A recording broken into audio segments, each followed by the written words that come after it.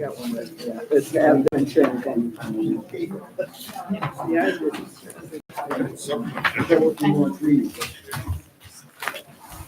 Ooh, 67.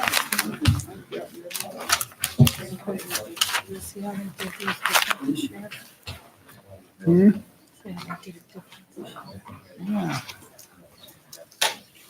I did notice that.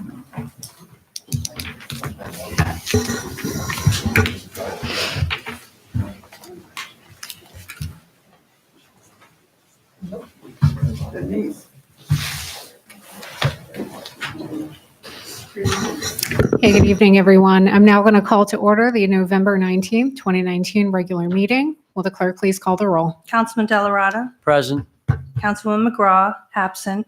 Councilman McPartlin. Here. Councilwoman Weber. Here. Supervisor Syed. Here. All rise for the Pledge of Allegiance to be led by Councilman McPartlin.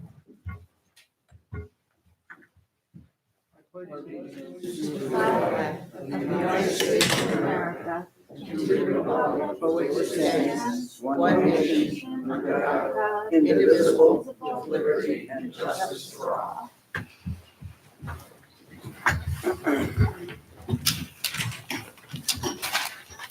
We're now going to move on to approval of the minutes.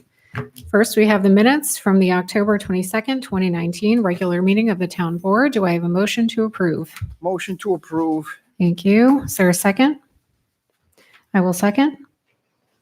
Are there any changes to these minutes? Okay, seeing no changes. All those in favor of passing signified by saying aye. Aye. Any opposed? And these minutes are approved. Next, we have the minutes from the November 7th, 2019 special meeting of the Town Board. Do I have a motion to approve? Motion to approve. Thank you. Is there a second? Second. Thank you. Are there any changes to these minutes? Seeing no changes, all those in favor signified by saying aye. Any opposed? And these minutes are approved. We're now going to proceed to privilege of the floor. Privilege of the floor is now open. If anyone would like to speak, please approach the lectern, state your name and address for the record.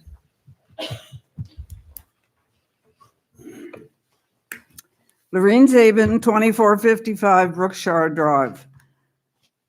Friday, November 1st, I personally called the building inspector, Tom Camizzo, who was also the code enforcement officer. That was at 9:15. That was when I was made aware of illegal signs that had been posted in between campaign signs. Now, they were illegal. They were not authorized. There was no indication of what was going on. I do know that a picture was taken of a young man, and the woman was said to be his mother. Now, I can't confirm that, but anyway, they were putting up these illegal signs. Can you hear me? Okay, I've got my little notes here. It won't take me long.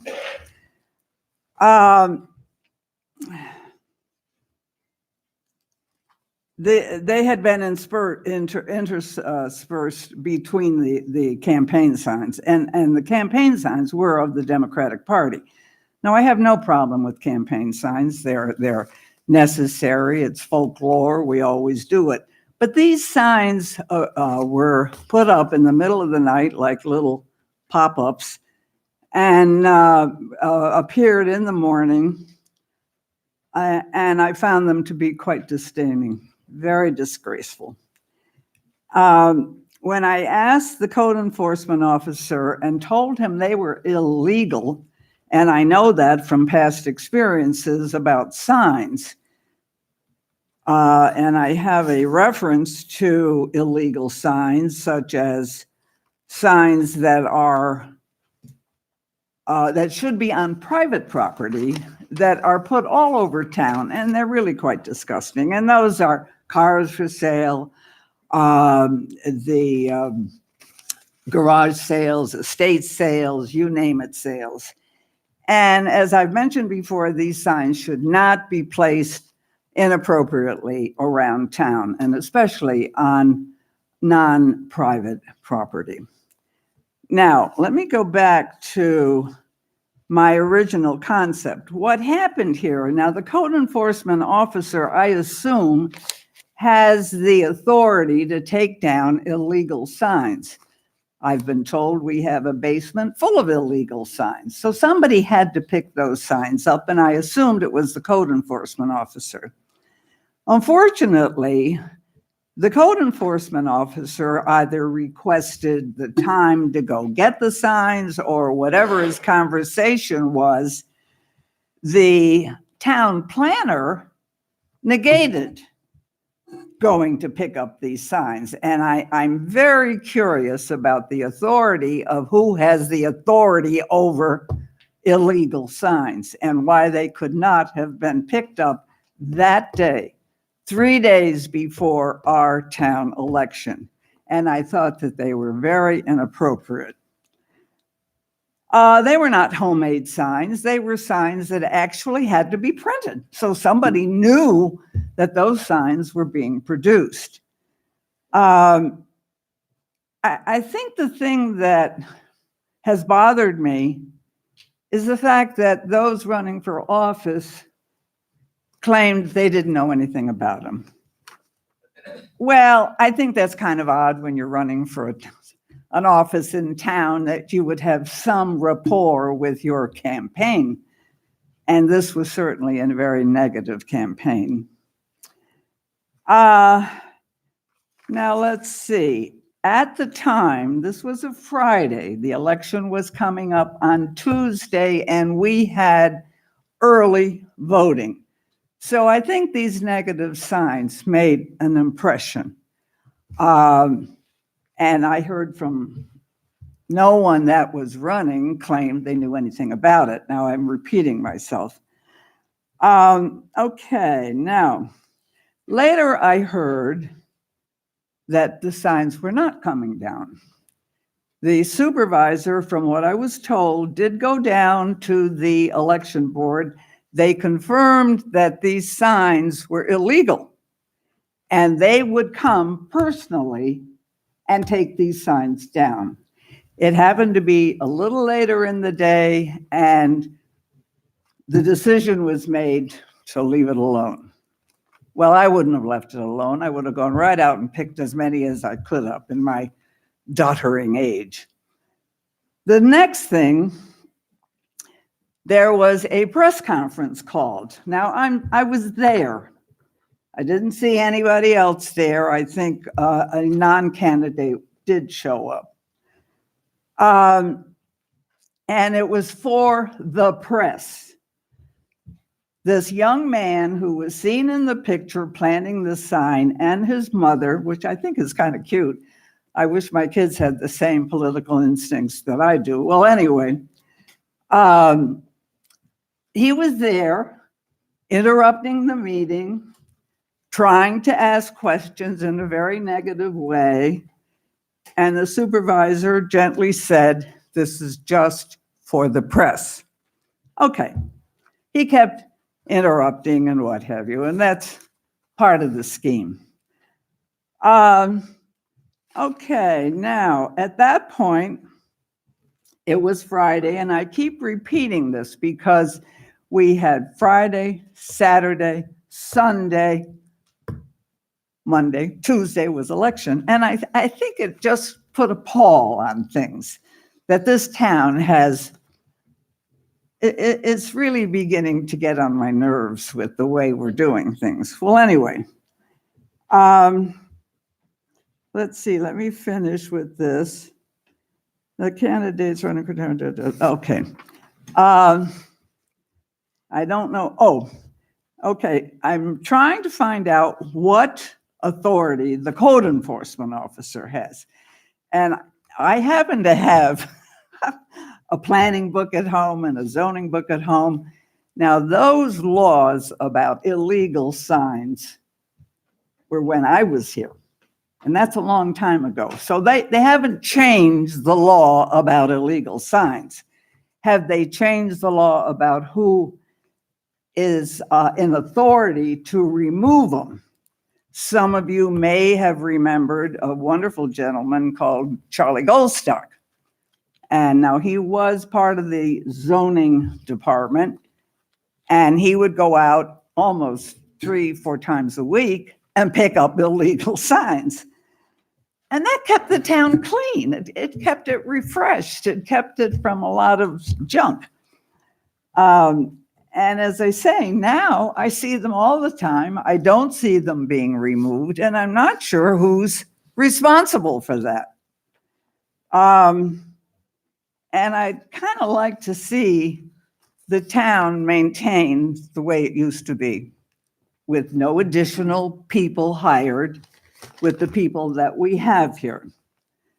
So I want to tell you that in the past few elections, town elections, we have had last-minute disgusting signs, or we've had printed papers that allude to very nasty things. It started with Briggs McAndrews. He was a lovely guy. He was superintendent of schools, and they came out with vicious things.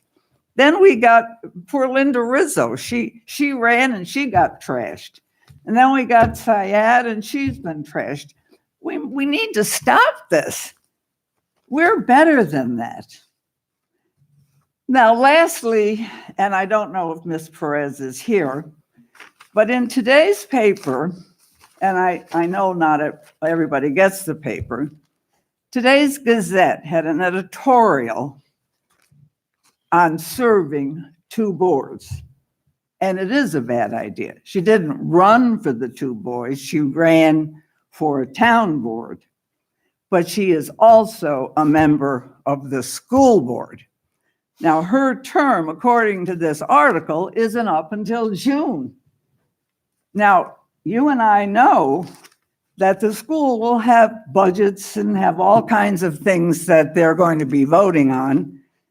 And Ms. Perez, as a member of the school board, will, I assume, make a decision which way she wants to vote. I think this is in opposition to her commitment to the town of Niskayuna, and I would like her, if she's here, and I don't know, my neck won't turn that back way, that she decides to resign by January 1st from the school board so she can devote her attention to the town board that she has recently been elected to. I think it's important. I think our town is getting a little sloppy. I think we need to tighten up our reserve as to who the heck you're working for. Yourself, the county. I've heard nothing about your opinions on what's happening to what I would call a landmark. I keep trying to find out without going down to the county meetings. It's just a little bit too much, but I think you would be a little bit interested in what people feel about what the county wants to do and whether it's in our best interest. I hear little things. I'm not sure the planning department is in our field. I think they're probably looking at a bigger picture, and maybe my picture is not as big as theirs. But I thank you very much, and I'm very concerned about what's happening. I'm concerned about people's opinion. I'm concerned about the pride that we have. Let's hope we can do a better job with this, whatever is coming out. Thank you. Thank you.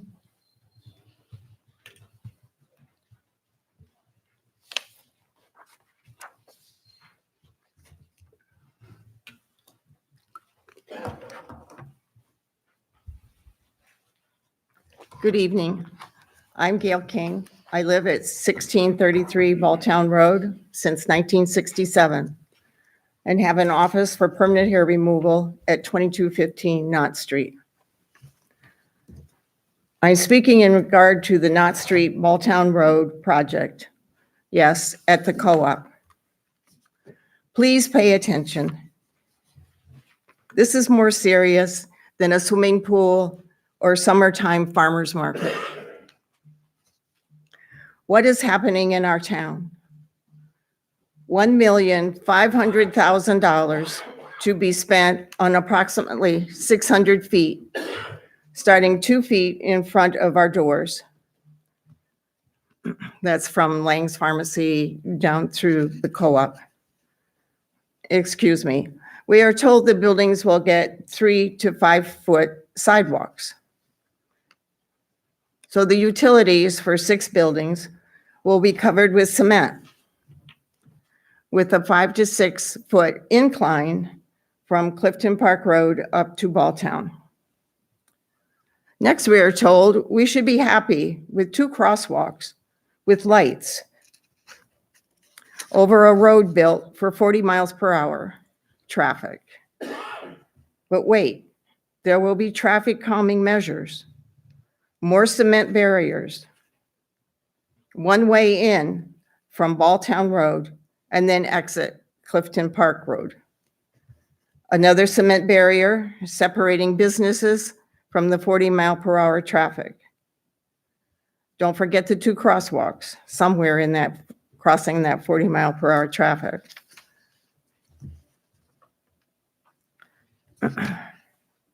Decreasing parking by 25 spaces for additional road. And this is very serious because we will not be able to replace our businesses with less parking. And don't forget the 2 crosswalks. Now we are up to 85 feet of cement to cross to get to the parking lots on the other side. Don't forget all those traffic calming measures for $1.5 million. Oh, and only 6 months of business interruption. We all know it will be closer to a year if the businesses don't accidentally get knocked down. Another crazy idea, trade the road for the parking and the empty lot. There would still be land left over for a barrier for the neighbors to the south or to employee parking. Enter and exit the shopping plaza from the west. Safe? No, that's too easy. They can't possibly do that. Nope, can't do it for multiple reasons. Could it be our road engineers don't know how? Sorry, I can't buy that idea. Is it the truck traffic from the treatment plant? Connect Whitmore Drive to Windsor to Knott Street East, ready to haul waste. From a plaza that gives one-stop shopping, we ask you, save us. Put the road around us, serving the needs of our community since the 1930s. Or scrap these ideas until there is enough money to satisfy all the needs involved. Thank you. Thank you.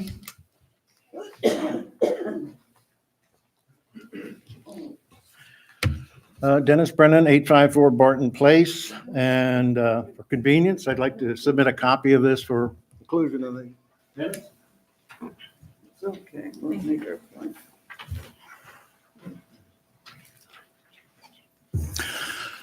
I am, as many of you know, the Niskayuna Town Historian, but I speak today as a town resident and in opposition to Resolution 2019-275, which seeks to eliminate any record of citizen comments made at town board meetings. It is, in my opinion, unnecessary and simply not a good idea. Privilege of the floor time represents a foundation of what supposedly makes our republic, this res publica, this thing of the people, distinct.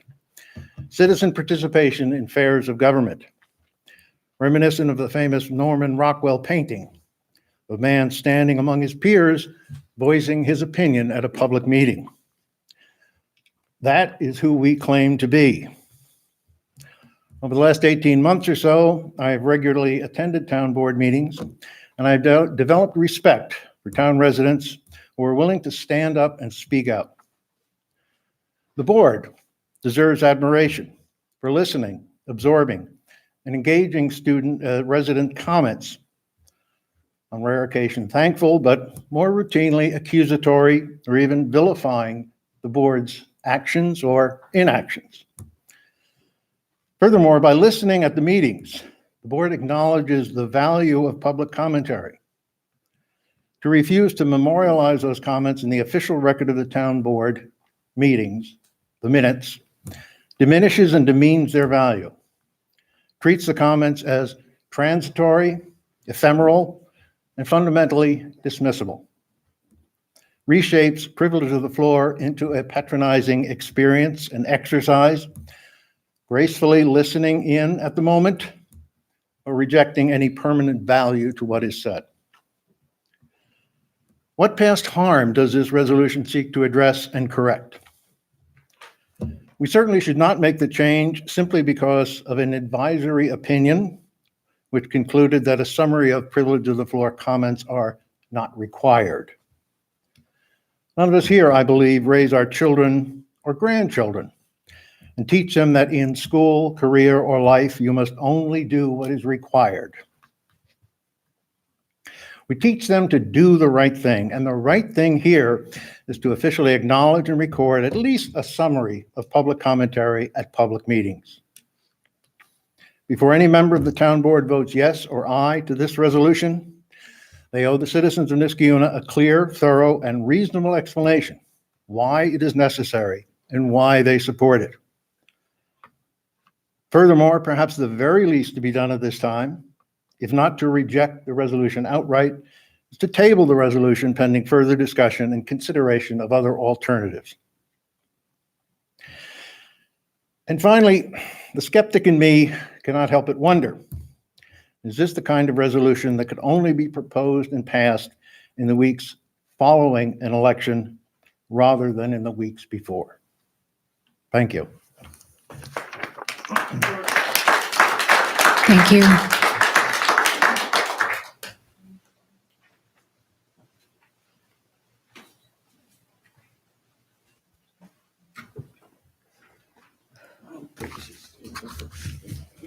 Amy Hawansky, 2833 Whitmire Drive. By the way, the Committee on Open Government says that probably, and there's no thing that says that you must and probably you should not require, the word require, a person to state their name and their address when coming to privilege of the floor, because it could be used against them when people are, looking at the internet, looking at meeting minutes, and could be used by someone to figure out where a certain person lives for unfortunate retaliation. But my first point, last time I showed a picture of these trucks that will be coming down Whitmire Drive. It didn't seem to cause much of an impact, so I'm showing it again. How is it possible for residents to comment on the budget during this meeting when the finalized budget is not available for review before this meeting? At the public hearing for the budget and at budget workshop meetings, the proposed budget included and still includes a proposed revenue of $530,000 earned by charging companies to treat their waste products at our newly upgraded wastewater treatment facility. As I and other residents have noted many, many times, to earn that revenue, there would be about 8 large tanker trucks per day traveling along Route 7, the size of the picture that I showed you, turning onto Balltown Road, proceeding past Knott Street intersection, turning right onto River Road, and finally heading down Whitmire Drive, which is a narrow dead-end street that was zoned rural residential. Those trucks also have to leave the site and return to their home base, so there would be a second pass going back the way they came, resulting in 16 passes per day. The total number of trucks, as indicated by the organizing company ESG, will eventually reach 10 to 12 per day, meaning a total number of passes of 20 to 24 per day. The town did not earn the monies that they had projected for this year from the wastewater treatment facility. Now they are forced to cover that hole by making up the difference. The start of the program has been delayed in part due to a fire at the facility. Now, when I brought this up at a previous board meeting, Councilwoman McGraw immediately asked Mr. Yetto to come up to the podium during privilege of the floor to rebut my statements. Mr. Yetto said, quote, "There was no fire on that date," unquote.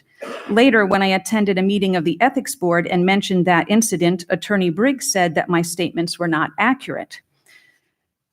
However, during one of the budget meetings, the comptroller and the board discussed how the, quote, "dryer fire hurt us," unquote, and how the town is having to pay upwards of $100,000 to truck out sludge waste. Also, the town's insurance company is not ready to pay for damage repair because they do not yet concede that a fire existed. So which is it? Was there a fire or not? As of now, a sludge dryer is offline, and in the resolution tonight, there is one resolution that awards a contract to a Texas company to inspect a dryer to the cost of $17,500.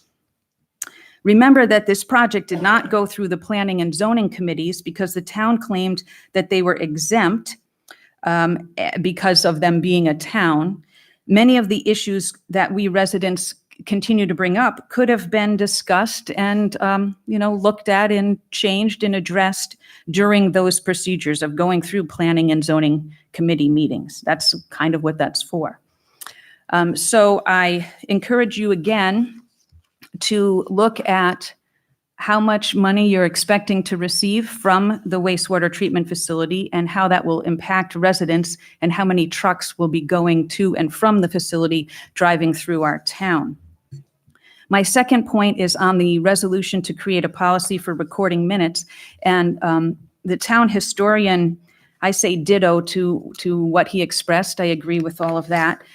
In the resolution, it states, quote, "Video recordings of town board meetings constitute a legal record of the meeting and are available for viewing by members of the public," etc., unquote. Now, ironically, and this is not Alanis Morissette ironic, this is true irony, that when I was speaking last time and others were speaking about this resolution and about how we were opposed to it, and how the board was saying, well, guess what, we video record this, and so anyone who wants to know what happened at privilege of the floor can simply go to the recordings.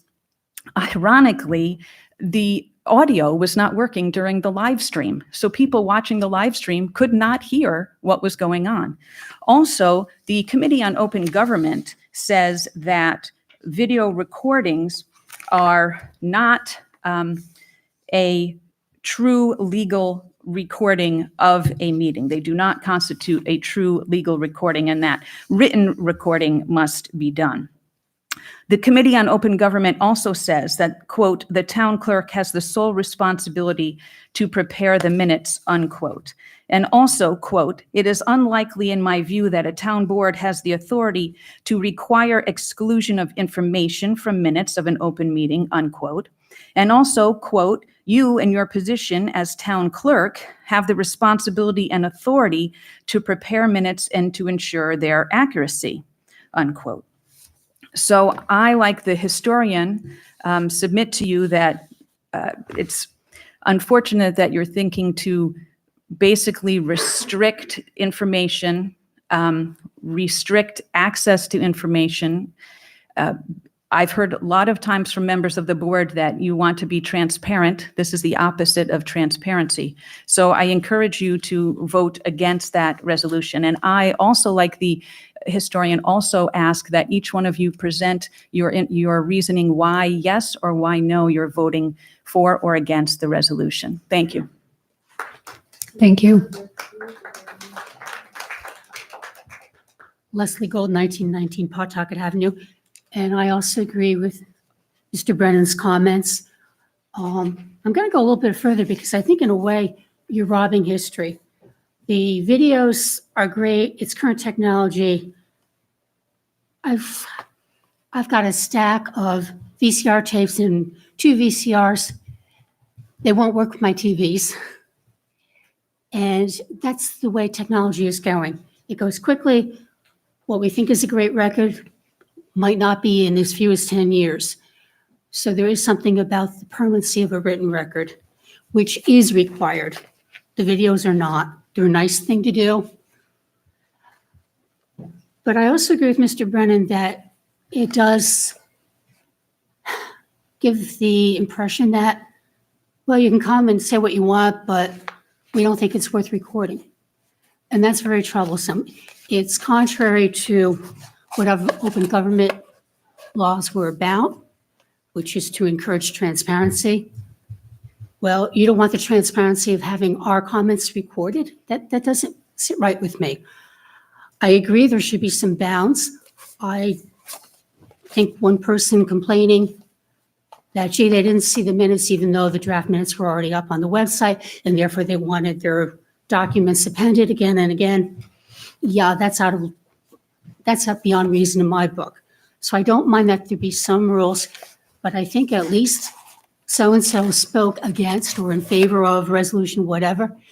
That's not a big task. And the town clerk's office should be able to handle that. They have been handling that. I will also note that when my allergies are bad, or if I'm really tired, I'm hard to understand on a video or an audio recording. And there's something about being in the same room with the person, you can hear it a little better. And there's always the possibility of having that clarified.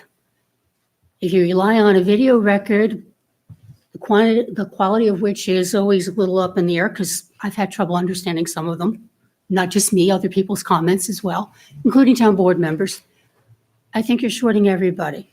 And in the future, I think people would like to know, did people come and comment on this or that? It's part of history. That's something students of history love to get into. They do studies. So I think I would favor you taking some time and adjusting the policy.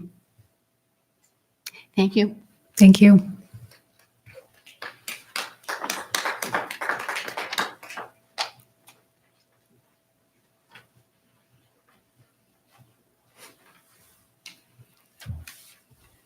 Got a new microphone. Hi, how you doing? My name is Michael Klett. I live at 3554 Console Road. I came to the last open meeting and I had some concerns about the speeding down Console Road in other areas in town of Niskayuna. I've got some real good news. I mean, the police department contacted me. Council or the town board contacted me. I was invited to a safety meeting.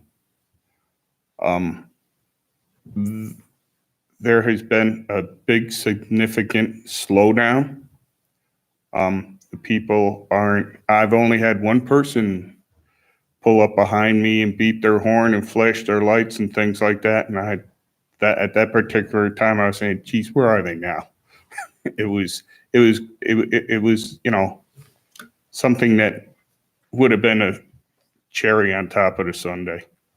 But I really do appreciate every one of the town board for taking my concerns into consideration. And I really want to thank the Niskayuna Police Department for being very open board. I was invited back to the next meeting because there's some concerns about being it's a county road and a town road. It's in the town of Niskayuna. It's in the county of Schenectady. There's a lot of things that should be ironed out. And my suggestion is figuring out a way to kind of like do a permanent slowdown of Console Road. We were told many years ago they were going to, where that bad S-turn is they were going to cut right through there and they were going to make Console Road a secondary road and that would do it. And that was for at least 20 years. They kept telling us that was going to happen. I don't think it's going to happen. But I would once again like to thank the police chief and the assistant police chief there. We had a long talk in my driveway and he did confirm that a lot of tickets were handed out. And I've had a lot of people in the neighborhood that are afraid to say things because they're afraid of the repercussion. I'm not. What are you going to do to me? You know, it's, but I've had fantastic rapport with the police department, it's just the town board. I was really surprised because every time I came the last time 15 or so years ago, it was, yeah, we'll do this. Yeah, we'll do this. Yeah, we'll do this. And nothing really got done. And so far, since we've been back and living in Niskayuna, a lot of things I've seen have changed. I've seen a lot of things where I like the idea of maybe having the community involved in these things, but it's awful hard to get people to do things when they're afraid to do things. That's, you know, the one woman that walks down our road, she had came up to me and she said, "Thank you very much." I said, "I didn't do anything." She said, "Yeah, but you did something because I'm too chicken too." And I'm not trying to say but my thing is she shouldn't have been too chicken too. And I told her that. I said, I'm only one person, and only one person can do so much. But I really am very proud of the police department. They actually took the time to talk to me and tell me what to expect, what not to expect, and that the town board agreed that, you know, they can do what they need to do and without any hold back on them. Flood the area if you need to, I guess was one of the things they said. And I'm kind of giggling a little bit because the night I left here, there was a radar car sitting on Console Road. I said, wow, how ironic. But the next few nights after that, there were a lot of cars being pulled over, a lot of cars slowed way down.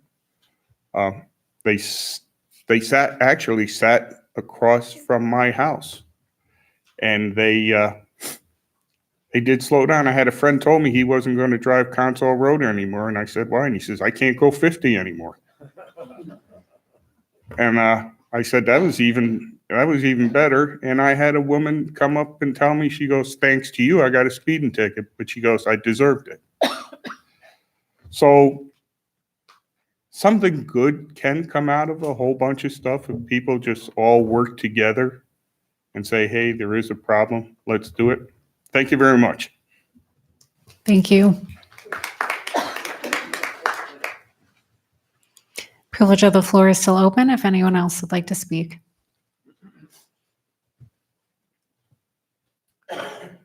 Yeah, Bill Popino, 1027 Hickory Road. Excuse me. Yeah, I really do like privilege of the floor. I know some little towns up there in northern New York sometimes have privilege of the floor at the end of all the discussions. That's a terrible idea. I do think that submitting a written note or something to the town clerk helps a little bit if you're going to make a little summary of what is said here. And I kind of like that idea. Yeah. I just wanted to talk a little about kindness.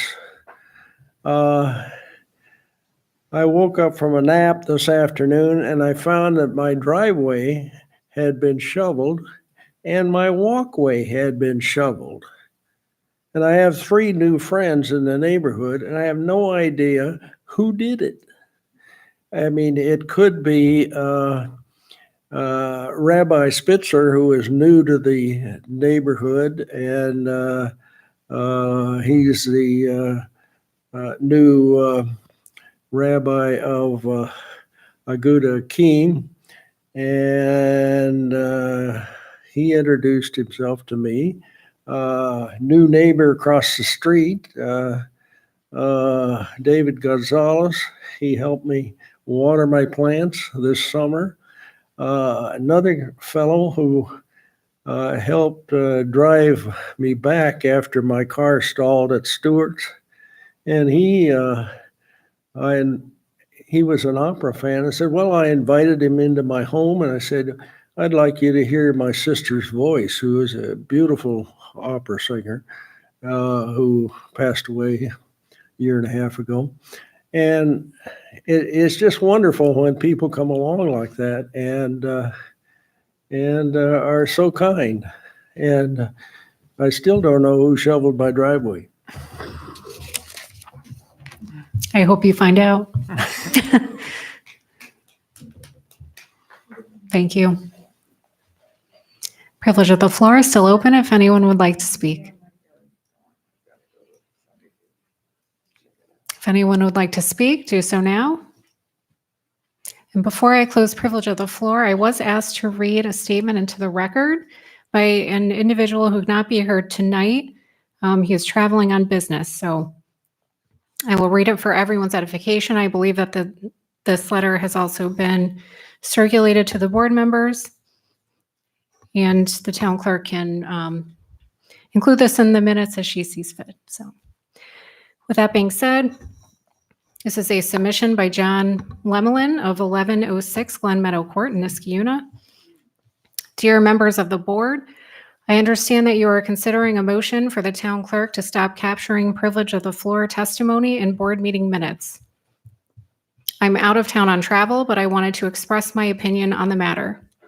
It has been said that in a free society, transparency is government's obligation to share information with its constituents. Transparency is at the heart of how citizens hold their public officials accountable. While I understand the town attorney's opinion that documenting privilege of the floor testimony is not required by law, I believe that it is absolutely required to maintain transparency in our town government.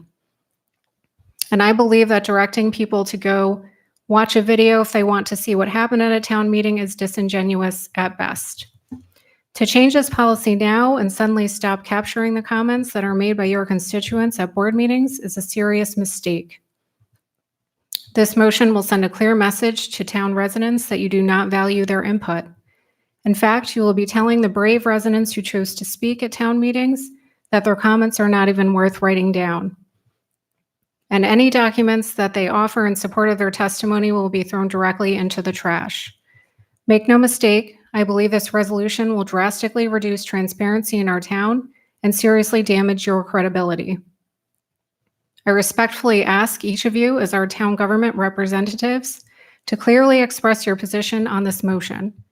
I believe every resident of Niskayuna deserves to know where each of you stand on town transparency. I'm submitting a copy of my testimony to the town clerk, which he did earlier, for inclusion in today's town board meeting minutes. Thank you.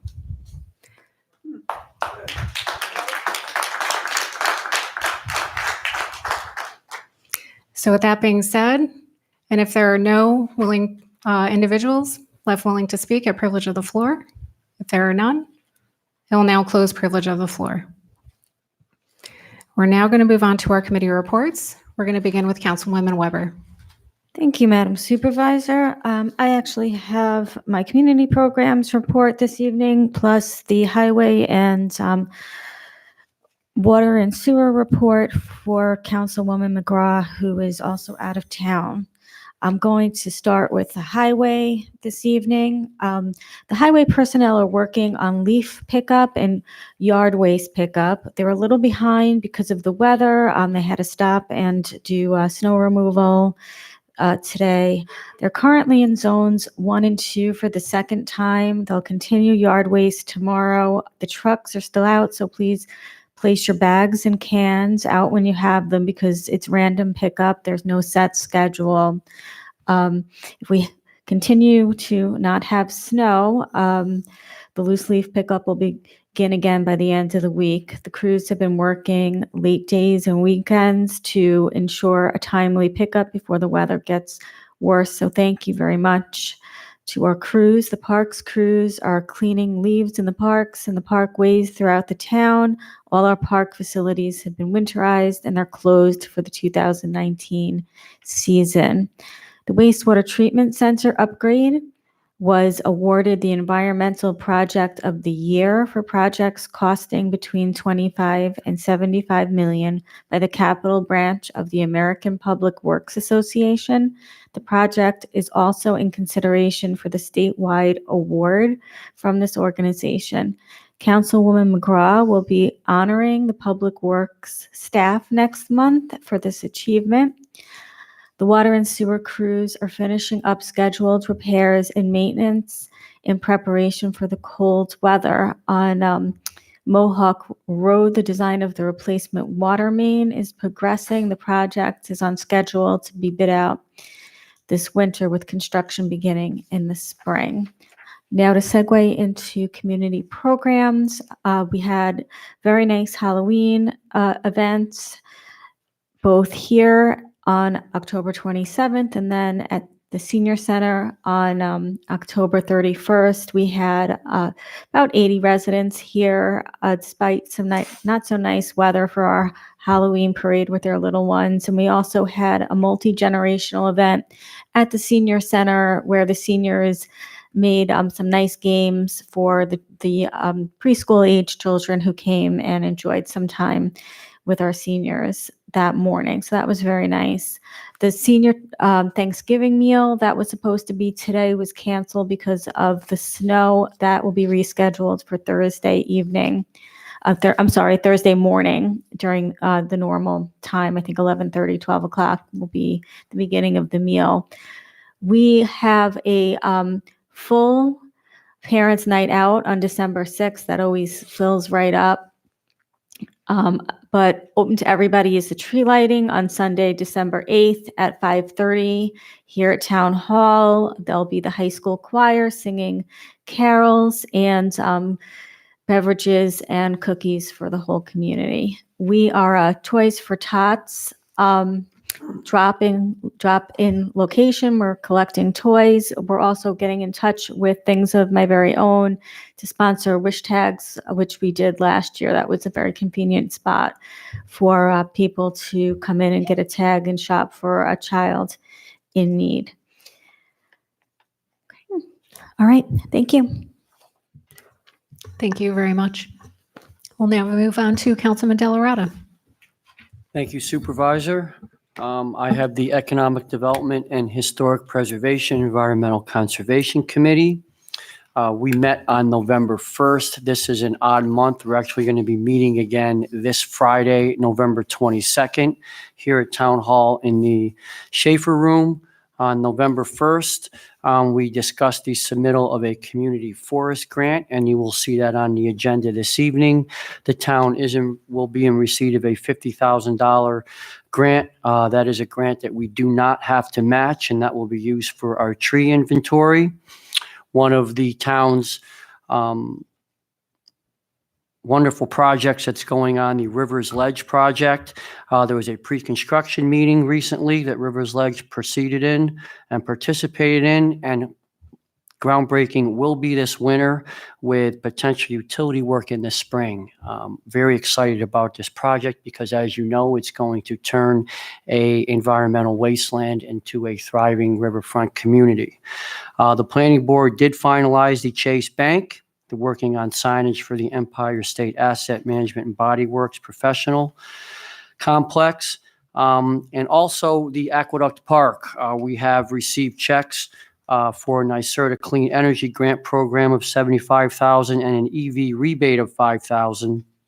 And we have engaged in dock improvements for early spring 2020 for the Aqueduct Park. And that is going to be in conjunction with Rivers Ledge, and that area, hopefully with docks, with public access, bathrooms should be going up by the spring, and that will kind of merge right into the Rivers Ledge project with our newly upgraded riverfront. There will be a climate action task force that we're forming this Monday. And again, our next meeting will be November 22nd at 8:15 a.m. in the Schaefer Room. Thank you. Great. Thank you very much. We'll now move on to Councilman McPartlin. Thank you, Madam Supervisor. As you know, I chair the Police and Public Safety Committee. Our meeting was held on November 5th. Operationally, we discussed the alarm monitoring at the UCC and the ability of the UCC to handle the equipment that the town moved over there many years ago, and the possibility of the town getting out of the monitoring business and letting that be the burden, if you will, on the residents to go to a different monitoring company rather than go directly to the UCC. There's maybe some liability issues with the town regarding the equipment that we have. The equipment's aging a lot. So that is something we discussed at our meeting. We also discussed the new discovery rules that are going to be taking place January 1st in New York State. We are also looking to increase our staffing for the new discovery rules that are going to be placed on all police departments in the state of New York for any arrests that are made. Traffic enforcement, we always discuss that.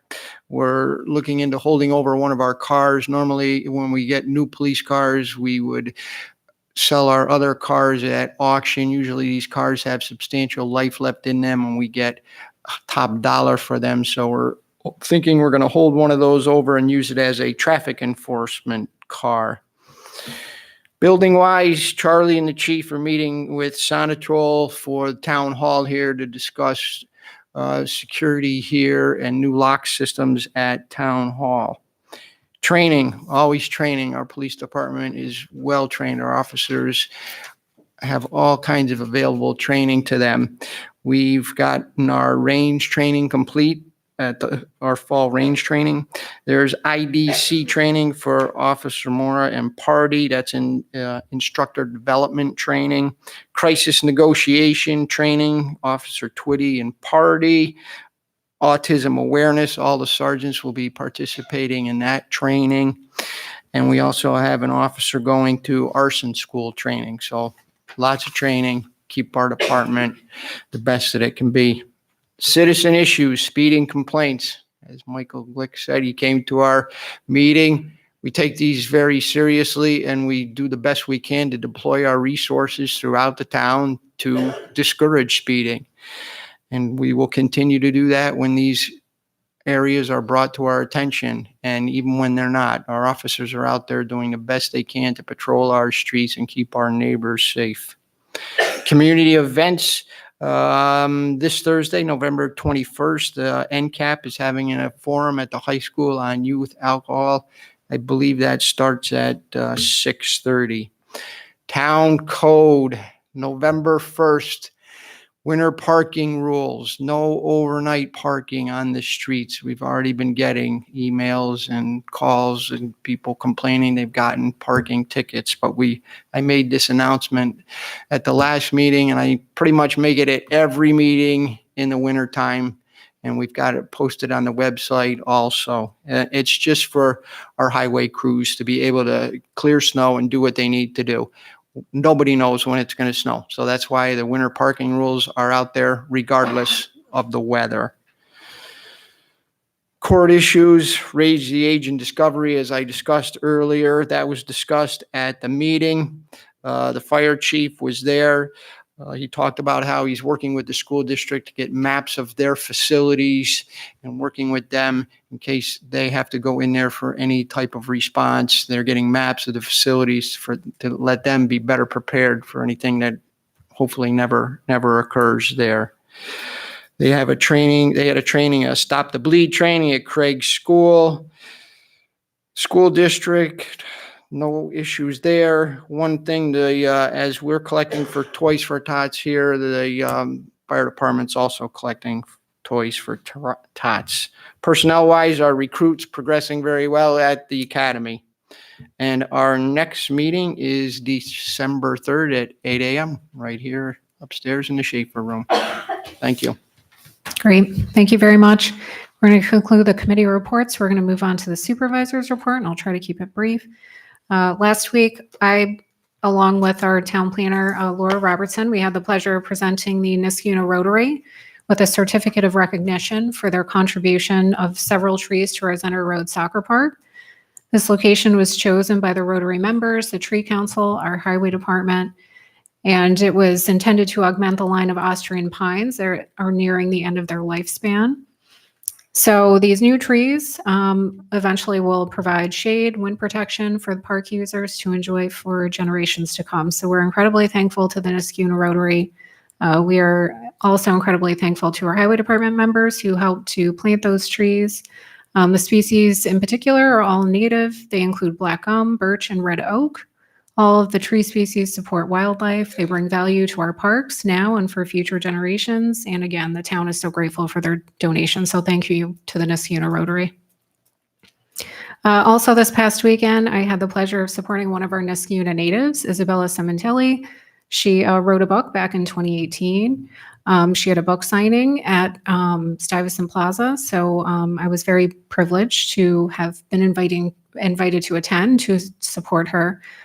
She's an incredibly inspiring young lady, and all of the proceeds of her book go to anti-bullying campaigns to support those. So if you're interested in looking into her book, it's the short story of One Tough Cookie. It's a very sweet story. I also had the privilege of presenting the awards to the members of the Capital District Cricket Association at their annual awards ceremony. They have invited me year over year. I'm so honored to continue to be invited to that ceremony. They've grown their numbers here in the Capital District. I think it's really neat. My father was born and raised in Pakistan, so he used to play cricket. He doesn't anymore, but it's just really neat to be invited to those kinds of gatherings to really share in that cultural richness that they present. This Thursday at 6:30, I look forward to participating in a forum hosted by the Niskuna Community Action Program. We will be discussing how we can discourage underage drinking through positive community engagement. So I really look forward to that discussion. I hope it's fruitful. I think it will be. And finally, on an operational standpoint, we continue to progress well through our labor negotiations. They're ongoing with our PBA and our CSA white collar unit. We do have more meetings scheduled for later this month and next month, and we hope to continue making positive progress in both of those. So that concludes my supervisor's report. And we're now going to move on to our resolutions. We are going to begin with Resolution 2019-275, sponsored by Supervisor Syed. Will the clerk please read? A resolution to adopt a policy for content to be included in the town board minutes with respect to public comments. And thank you. Can I have a second for purposes of discussion? I'm going to second this resolution and make a motion to table it. Okay. So we have a second with a motion to table. Is there a second on the motion to table? I will second the motion to table. And is there any discussion on that motion?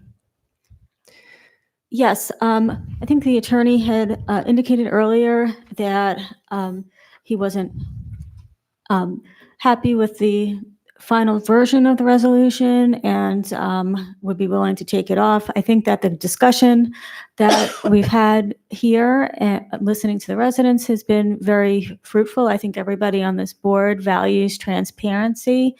And I think this is a good exercise and a good point to have this community conversation about what the minutes should and shouldn't include and what we're hearing and that people want to see what they've said in privilege of the floor.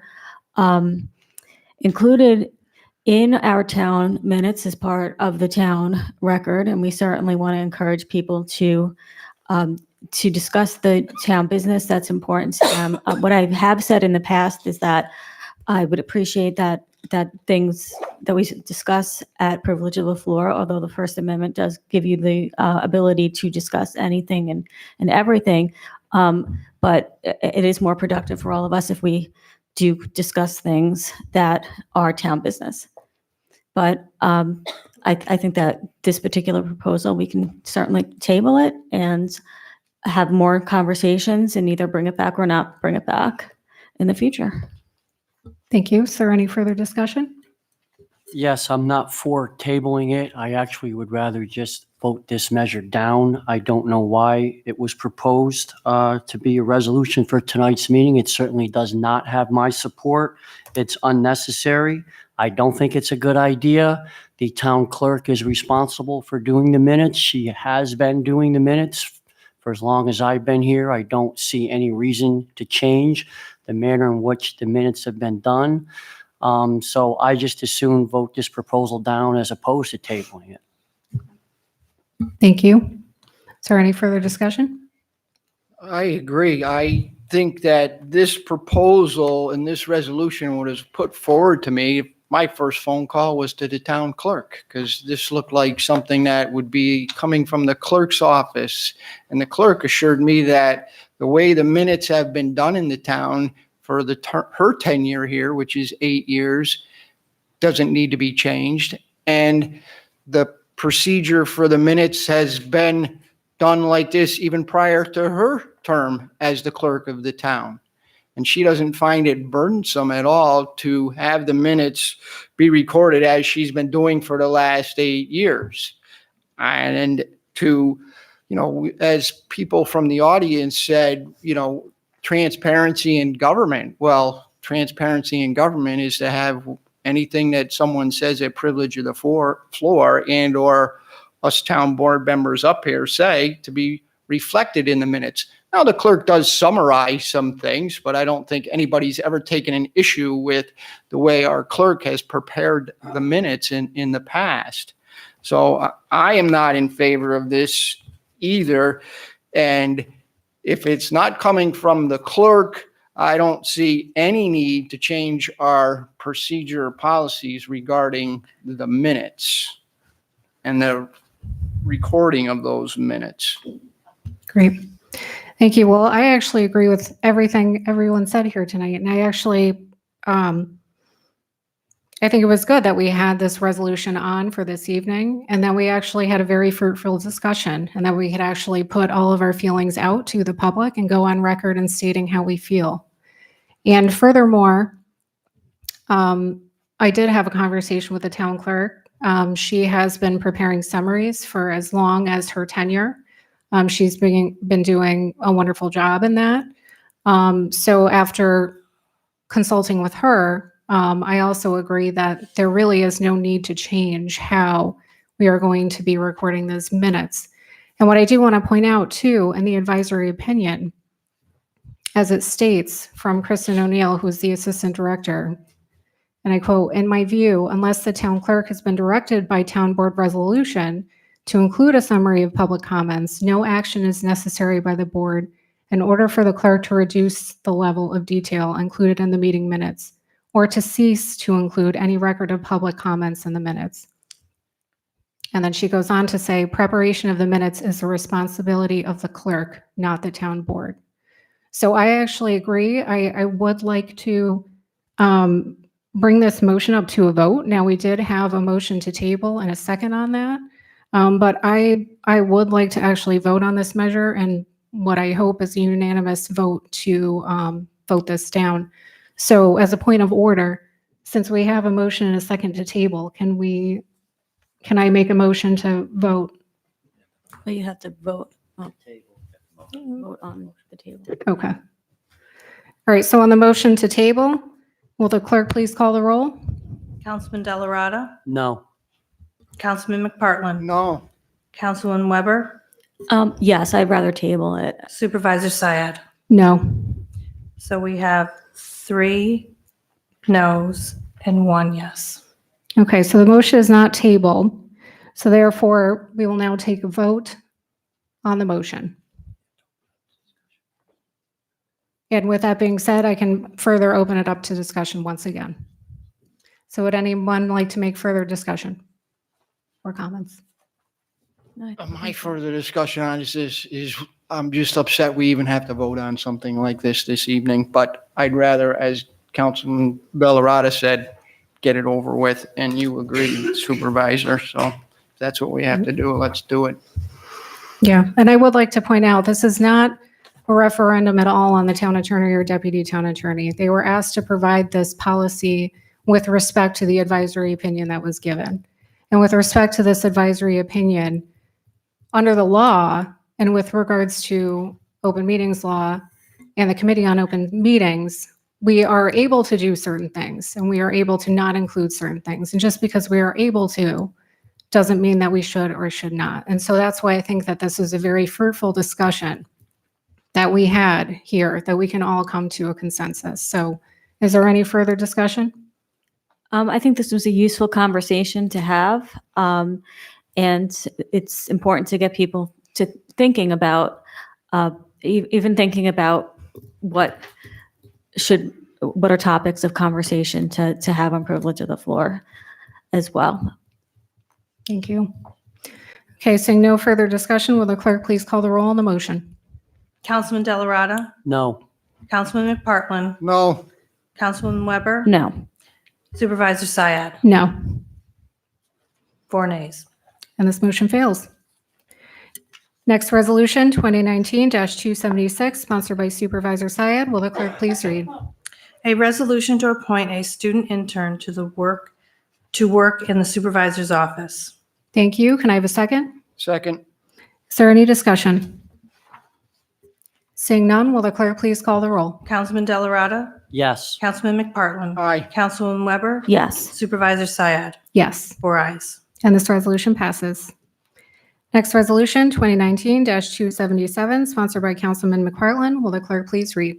A resolution to authorize the auction and sale of 2 impound vehicles. Thank you. I will second.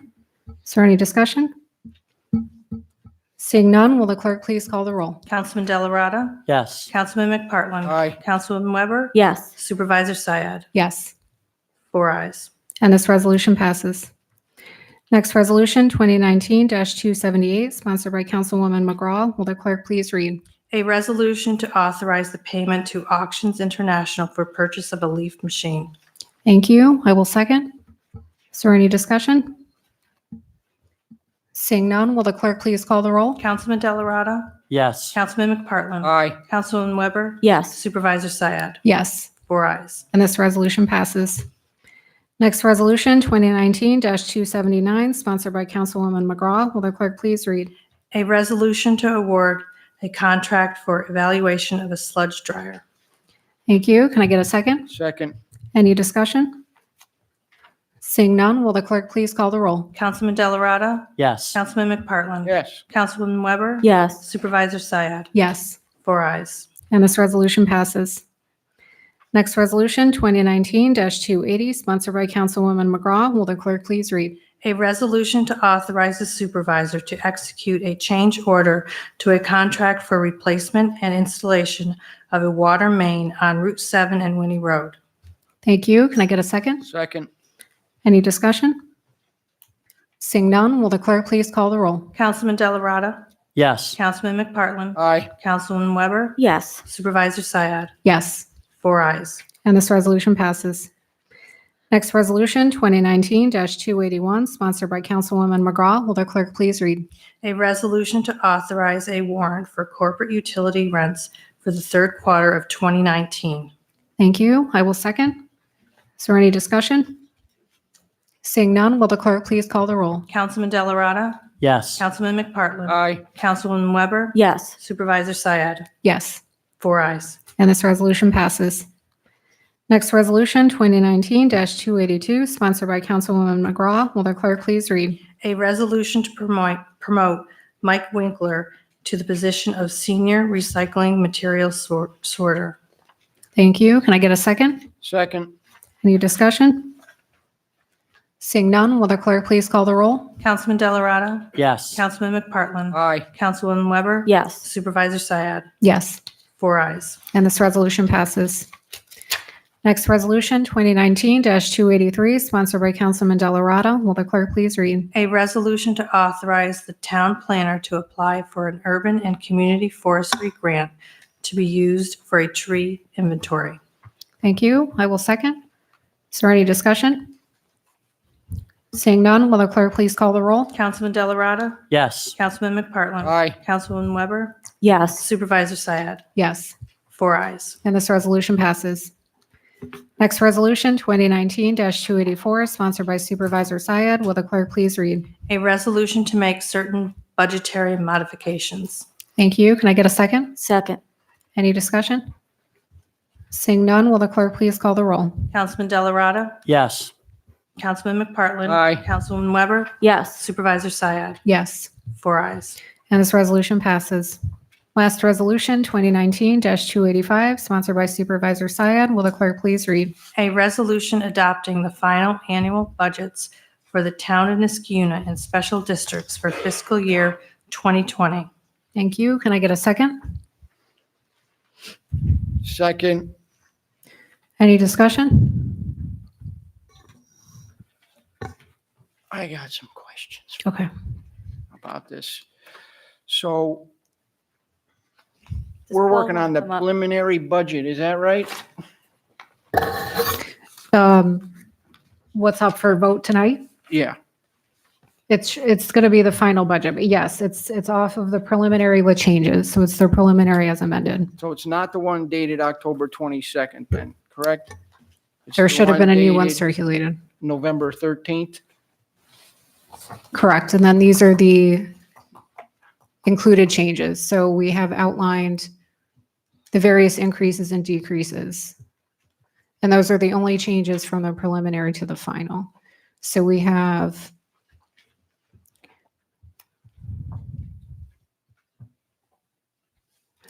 one of them that I think is important and that touches on what Ms. Amy Huansky spoke on earlier was the septage fees. So we did decrease those. So they went down from what was 530,000, I believe.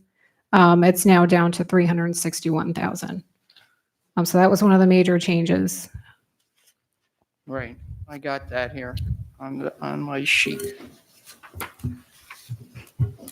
And then the other ones were this addendum that, this other piece of paper that the controller gave us, correct? Yeah, we'll have Paul Sebesta, the comptroller, will come in if you want to explain these piece by piece. Yeah, hopefully I can speed this along. So there are some open questions, and I've listed all these potential changes by line number to the left, in the left column. So to the right, there's a section included in the preliminary budget. So these are actions that can be taken that haven't been discussed to this point or really considered, and then to the right for consideration as modification. And if you want to go through line by line and let me know what you want to include, I can include them or not include them. But No, I don't think that's necessary, but. I need to just know want what goes, but I need to know what you do want to be incorporated in. If there's anything from that for consideration column. You're right. Other Correct. than that, everything's already in there, as you said, included in the preliminary budget. Well, Those are changes, though, Correct. that were in the preliminary budget, right? Correct. These are really the main differences, and correct me if I'm wrong, Paul, between the tentative working document and our preliminary budget that we voted on. Well, the Um, tentative budget comes out September 30th, right? That's the Mhm. first budget, right? That's Yep. this document here, okay? We have some workshops and stuff like that, right? Then we got to the preliminary budget on October 22nd, Mhm. right? And we had more workshops after that, Yep. right? So after those workshops, those are not reflected in this preliminary budget. They're only reflected in this workshop budget, I'm going to call it, because that's the title of it, from November 13th. Is that right? the workshops, there were some changes identified in the workshop, but we're really working off of the preliminary budget as was filed or adopted or approved on October 22nd. On It's October been- 22nd. So That's, this, that's the document. We're on, we fall back to that. If you do nothing tonight, that is the budget. That's it. Now, I have a question, sorry, Bill. Where it says included in the preliminary budget, and then it has these outlined, but those weren't actually made. They're incorporated in the preliminary budget, all those, and those were ways to fund some of these other optional items. And one is missing. I just noted that the insurance and the general fund of 26,200, that was one of the big ones that we discussed. Right, yeah, that's why I was That's one of the largest ones. So that needs. wondering. So I can call that, I don't know, line 5B or something, whatever. But, so But for instance, the second line, police personnel services, if that's in. That's it's in the budget. It is in. right, but here it says included in the preliminary budget as a decrease. That, do you want to do that, to fund, to reduce? So these are But things that we need to consider this evening is what they're you're just saying. optional. Right, Okay. Right. All right. That's just why I'd wanted to rather make go that line distinction. by line. Okay. Repeat that again about the decrease. You're showing it as a decrease on this If page. I was asked to find ways to reduce the reliance on fund balance. That's the Okay, way so these are all just questions. they're questions. I have a Right. lot of I questions. thought that these were incorporated in, I have and so questions and you have answers. that gave me pause, yeah, because I thought, no, these weren't. Okay. So it'd be easier to go line by line to me. Yes, go ahead. This is very confusing. Well, that bears my point as to, okay.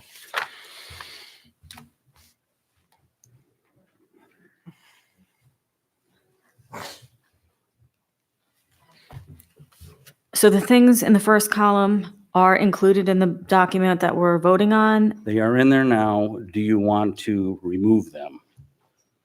And I can, if you have a pen, I'll cross them out. I was looking for ways to, again, reduce reliance on fund balance because Okay. people were concerned with the level of appropriations.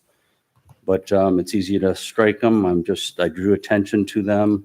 For example, line 5, Councilman McPartlin didn't even know that was in, nor Well, Councilwoman. none of us knew that it was in there. Well, one of us did, because it was put in the tentative budget by the supervisor, so. Right, but it wasn't discussed when we went line by line in all of the budget workshops. It didn't come up. I thought it was, but that's why we're here making further decisions, I guess.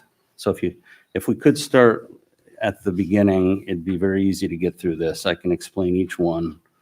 So the first line isn't in the budget. Do you want to include it? And if we do, we have to fund it, obviously.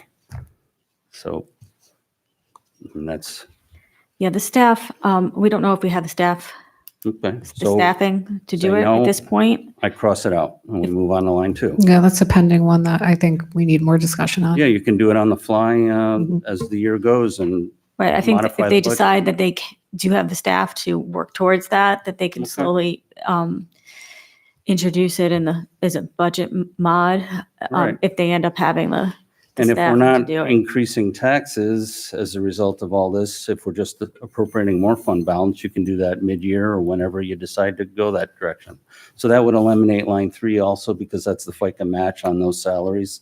Okay. Line number 2, there was extensive discussion about that. If you want to keep it in, I'll cross that out. It's funded now. Right, that's been in there from the very beginning. That was in there. in the Yeah, from the tentative tentative. It was budget. in a little less in the tentative, it was raised at the preliminary level by 3,600. But yes, in some way it was in there from the beginning. So that stays, I'll cross that out. That's a full-time, That's 2 part-time. 2 part-time employees. equaling full-time coverage. Correct. So that's struck? Yes? Yes. Okay. Line, so we'll get there. Line 4 is the FICA that's needed with the 2 personnel. Line 5 is what seemed to be unknown, funding of the financing and additional cost of a retirement enhancement. It's in the budget now. By eliminating it, we could reduce reliance on fund balance by 77,500.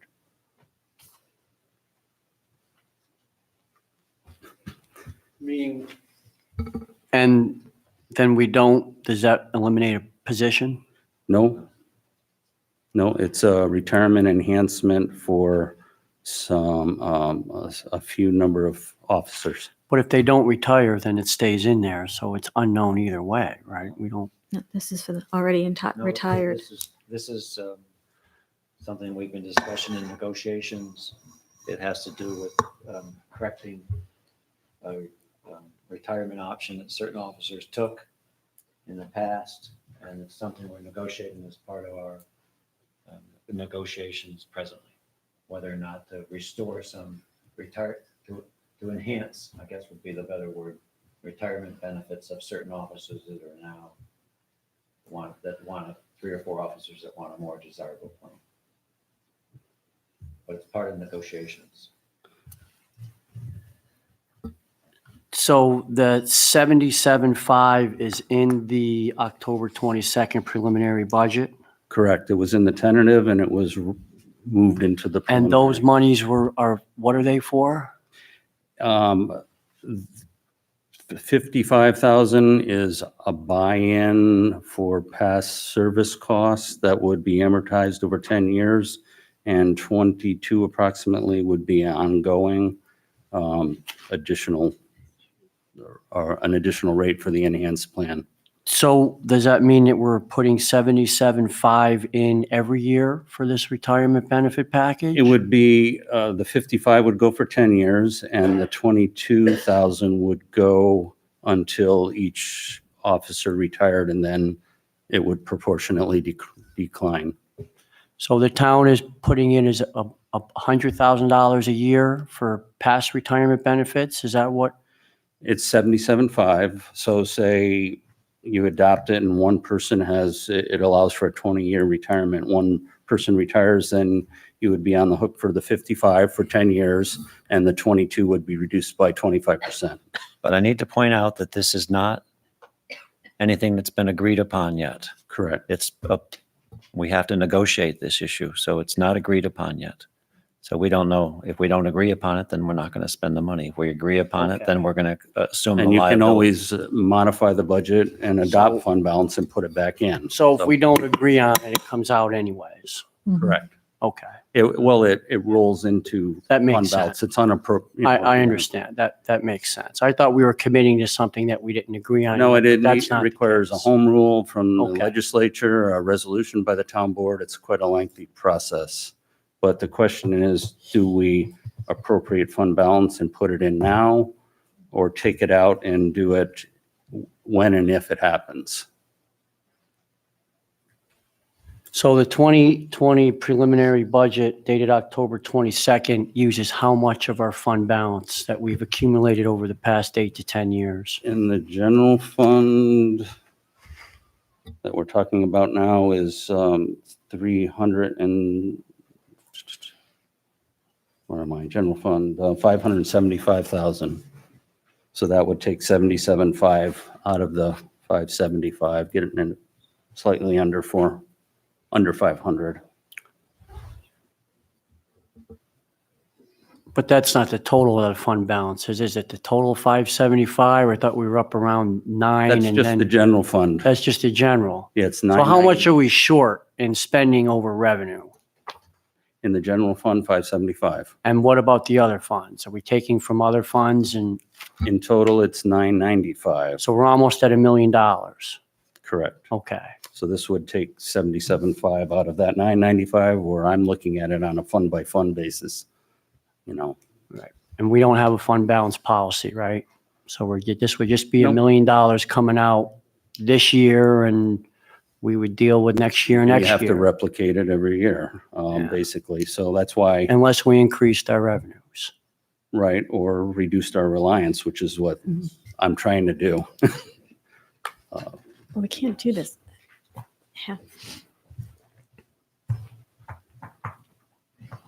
So is there any direction on this one?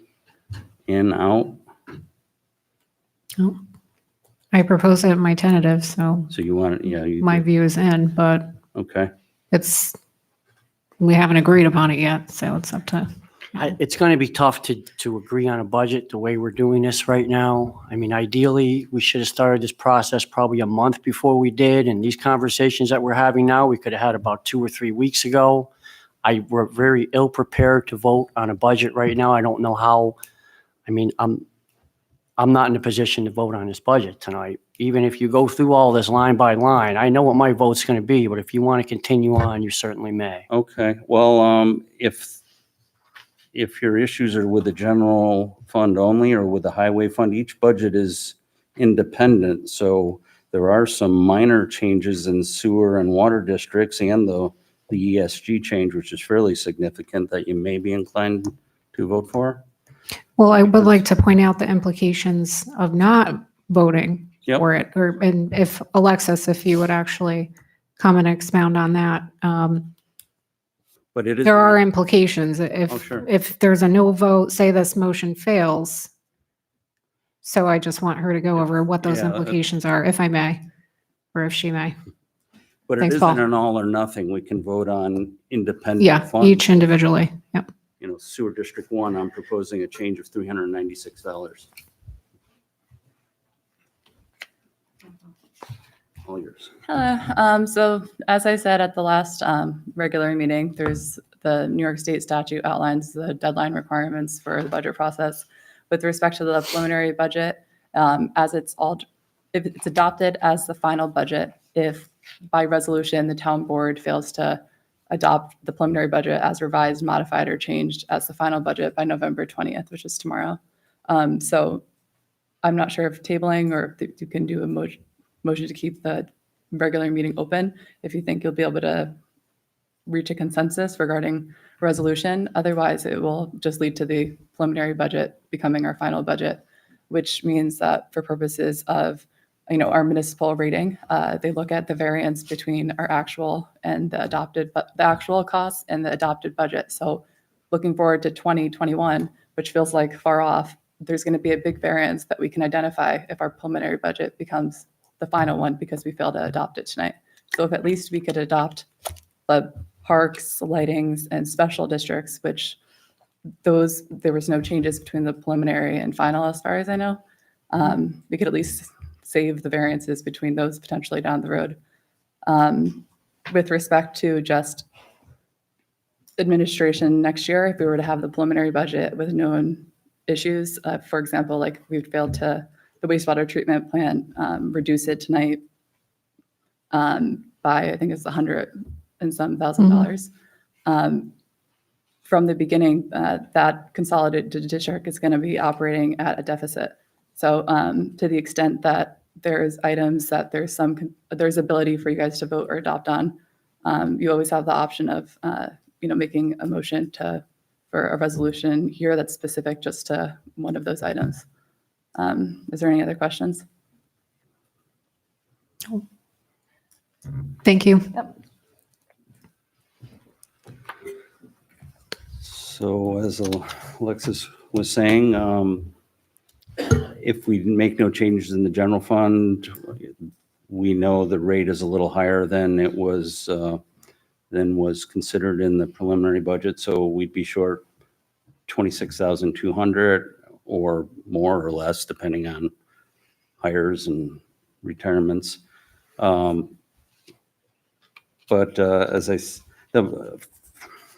the sewer and water districts, it's important to have the right number of, the right revenue amount, because the unit charge is based on, the unit charge applied to the number of units to come up to the revenue estimate. And if we use a wrong unit count, which has changed since the preliminary budget, I would have to reduce, let's say we lost the unit, I'd have to increase the unit by pennies. If you don't mind, then that's okay. Otherwise, we could recognize that we lost one unit in sewer 1 and recognize some additional interest earnings and make that budget balance without having to adjust the rate by pennies. So, I mean, if you're okay with that, I don't know. Is that? Okay, so last week on Wednesday, you identified a big deficit in our water rents. And In water rents, the budget requires a rate increase to meet the revenue estimates. right, and so, We're not Thank you voting on a for- water rate increase here. right, but does the budget include a revenue that reflects an increase? Correct. Okay, but, and so yesterday, evening, you kindly gave us several options to consider. That was on sewer, but yes. Okay. Sewer treatment. Well, water, sewer, I mean, for the water, I mean, every drop of water that comes out is processed into the sewer. Correct, but I was proposing a 50-cent per thousand rate increase in the water fund to allow us to come close to meeting our revenue expectations. And the sewer, there were 5 options that I circulated. Right, yesterday evening, but, and there were very interesting options. We just didn't have the time to really And they can digest be- them and they- talk about them and. They can be adopted next month. There's no hurry on those. The revenue estimates stand in the budget unless the only other option is to reduce the revenue estimates and apply more fund balance. It's either fund balance or rate Right. increases. So. But voting yes means that we're definitely raising those fees on, Voting on the fees means raising the fees. Voting yes means that now you're including a revenue estimate that's unrealistic. It's already in the preliminary budget. It's not changing any, it's there now. So you've already voted yes. I'm kind of focusing on the smaller unit changes in sewer 1, 6, and water. And the septage fee reduction that ESG has given us some additional information. I did an initial projection. They said it was a little aggressive. So this would bring that 530 down to 361,000.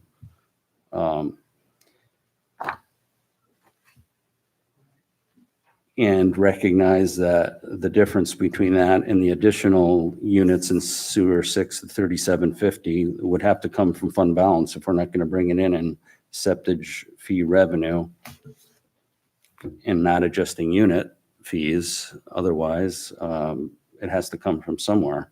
We have debt, we have employees, we have to pay bills. So is there a way to look at the sewer and water districts? Are you okay with that or any of this? I mean, I don't want to just talk for no, I like talking, but should be a point to Yeah. it. I mean, I see no issue with sewer 1, sewer 6, or water 1, unless somebody else does. I mean, I think you want to recognize the ESG estimate, rather than an overly aggressive one. Right. Bless you. Bless you. And you're saying that's not in the preliminary. 530 is in the preliminary. 530 is in there. So Correct. if the budget, if it doesn't pass, we go to preliminary, it's 530. It's 530, we won't meet it, and it'll come from fund balance. So this just recognizes it in advance, and as Alexis was saying, it'll result in our variance from budget to actual being a lesser amount. We're building in $169,000 variance by leaving the preliminary as it is. but are we going to That's meet always the 361? Is there the commitment to contract enough to meet the 361? That's the number they gave us. I'm really just trying to make things balance.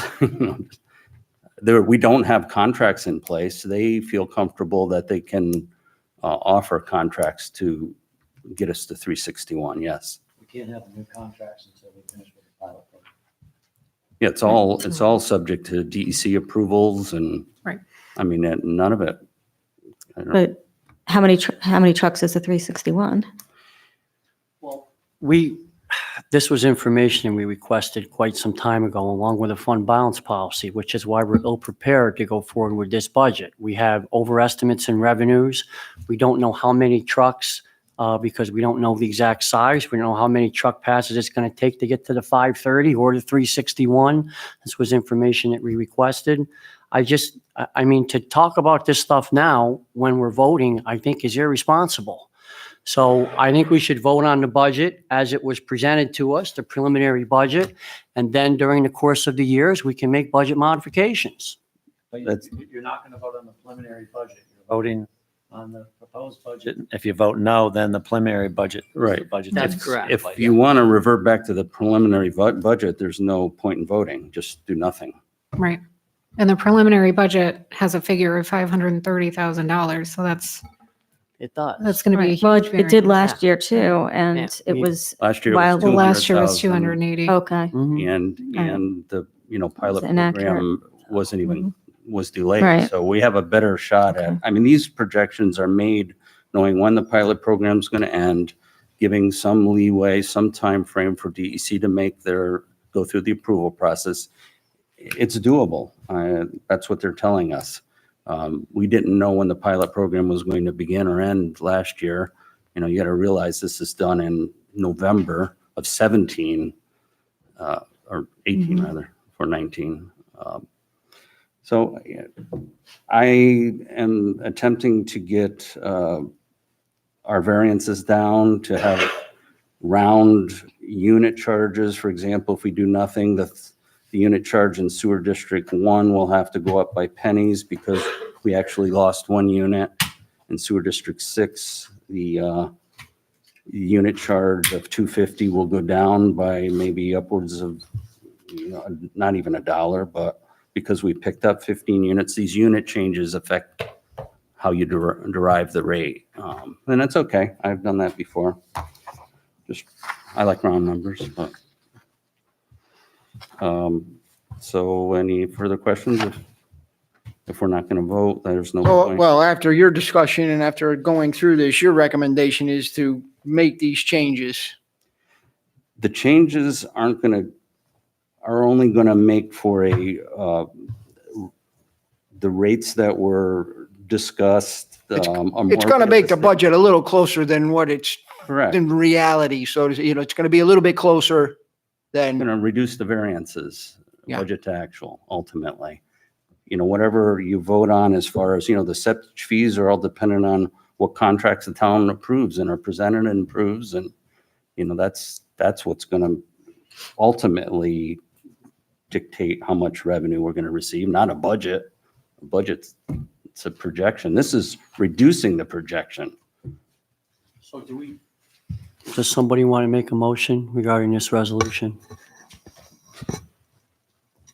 I In don't what way? even- Because we made the motion, we have a second. So we're considering the motion as is, and then we're discussing these each individually. Did you want to make a motion on one of these? Is that what you're saying? So, no, I guess, so right now the motion is with these proposed changes, or are we voting on the motion? I'm trying to eliminate some that are undesirable and get to the ones that you like. These were never meant to all be, thumbs up by everyone. They were all options in my mind. I'm crossing them out. I've already crossed out lines 1 through 4. So it sounds like somebody wants to modify the resolution 2019-285. Well, the issue is whether you're going to vote separately on this, whether you're going to vote as a whole on the entire budget, or whether you're going to break them out. So for instance, someone would have to make a motion to approve the budget for, say, Sewer District 1. That would be an amendment to the current proposals. For Paul's $396. suggesting if you have a problem with the, for instance, general fund, at least pass the budgetary items for those separate districts that you don't have issues with. But that's a board decision. But that's where we are right now in the discussion. Do you vote on the entire budget, or does the board want to break out the individual districts so they can vote separately on the budget for each district? I can make a motion on the individual budgets. So I'll make a motion to approve with modifications Sewer 1, Sewer 6, and Water 1. Do I have a second?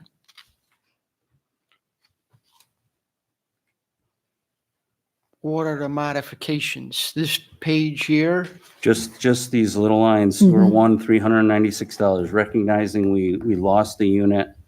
I don't know how that occurred, but I got an update from the assessor's office and I get summary information. It's usually, that would be 2 adjoining lots that were married. That's one way. I mean, property doesn't vanish. They call it a marriage. And in Sewer 6, so that's $396. I don't think anyone's too excited about that. Sewer 6, I had a question where one extension went from 16 units down to 1, and ultimately it was put back to 16 units, so 15 units were restored. That generated $3,750, 15 times 250 per unit. A decrease in septic fees of 169, getting to the ESG number, results in an increase in fund balance of 165, 250. So it's, So to Councilman Delarada's point, you'd be way over $1 million at that point. As a point of order, if you're going to Sorry. separately vote, the supervisor needs to amend her proposed amendment to vote on each of these separately. You can't vote for 3 of them. If you're gonna separate them, you have to separate them and vote individually. correct, okay. But to your point, Bill, yes, it would make the going in number of appropriated fund balance more like 1,160,000. It's going to be that at the end of the year, or not, depending on how revenues come in and expenditures, but it will show that, you're right. But it'll also show a lesser budget to actual variance in the septic fee line, which is always my goal, not. So do we have a pending motion that we're seconding or no? And then, then there's Water District 1, we lost 1 unit, that's $120 per unit. If you're uncomfortable with Sewer 6, we could do Sewer 1 and Water 1. All right, well, we'll do them all separate. So then I will make a motion to approve as amended Sewer District 1. Second. Thank you. Is there any discussion? All those in favor signified by saying aye. Aye. Aye. Any opposed? No. Okay. I think you need to individually take a vote. Okay, we can go back to, will the clerk please call the roll on the motion to approve Sewer District 1? Councilman Delarada. No. Councilman McPartlin. Aye. Councilwoman Weber. No, I'm having trouble with this whole process. Supervisor Syed. Yes. 2 yes, 2 no. Okay. So Do we need separate motion fails. resolutions to separate this out? No, these are separate No, it motions. doesn't pass. Doesn't. All Doesn't right, pass. yeah, that fails. Motion does not carry.